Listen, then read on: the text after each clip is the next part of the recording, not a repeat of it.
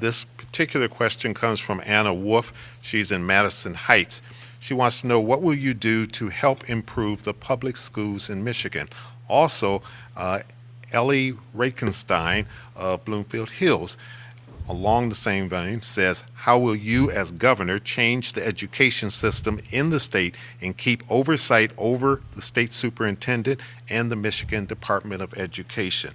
If you talk with many of the organizations that are concerned about education, Business Leaders for Michigan and others, they will tell you that we are not a top 10 state yet, and that is one of our goals. We just recently saw that for 4th and 8th grade, that the test scores for reading and math have plunged. How will you make us a top 10 state? As you noted, we are not a top 10 state. We're not even close. We're actually a bottom 10 state right now. We just got our test scores back for 4th and 8th graders, and we are really doing horribly in reading and math for 4th and 8th graders. This is something that has been a pillar of my campaign, to bring education back in the state of Michigan. Not only do we want to make sure that parents are involved in education, but we want to make sure that our kids are back on track from the pandemic. Most states that had schools out as long as Michigan, which there are very few, so close to as long as the state of Michigan had students out of school, have had comprehensive tutoring programs go into their schools.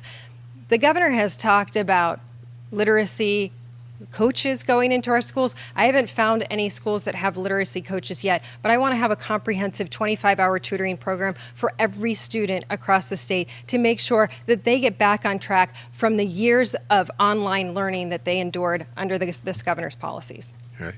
Governor, you've been in office for 4 years now. Harry Truman said the buck stops at your desk. You've had 4 years to try to fix education in this state. Why is it not where you would want it to go, at least 4 years ago, where you said you wanted to go? We've also had some historic challenges over the last few years, I think, to put it lightly. You know, Mrs. Dixon says that I kept students out longer than any other state. That's just not true. I worked closely with my Republican and Democratic governors, and kids were out for 3 months. The fact of the matter is, education is what levels the playing field for people, and we've underinvested in it for decades.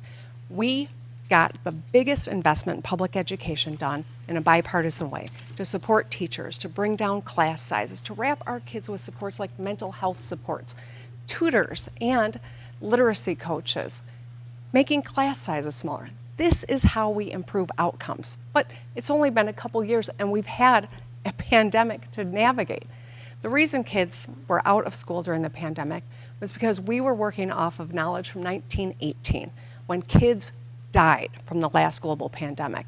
As a mom, all I was thinking about was saving the lives of our kids. Ms. Dixon, you have a rebuttal? Yeah, I'm pretty sure I just heard an audible gasp around town when Gretchen Whitmer said that kids were out of school for 3 months. Perhaps she wasn't paying attention to what was actually happening. We even had schools that were closed this year. This is shocking to me that she thinks that schools were only closed for 3 months, or maybe she thinks she can convince you that schools were only closed for 3 months, but you know better because your students are the ones that are desperately behind. And the test scores show that she's being dishonest about this. She's being dishonest about even trying to get into these schools to get these schools back on track. Governor. Well, that's just not true. But what I will say is we have made a historic investment, and that's precisely how we laid the groundwork to get to Michigan being a top 10 state for literacy. That is the goal that we all have to get behind. The problem is, if Mrs. Dixon is elected, she and her biggest funder, Betsy DeVos, will be writing the education budget. And their plan is to take $500 million out of our public school system.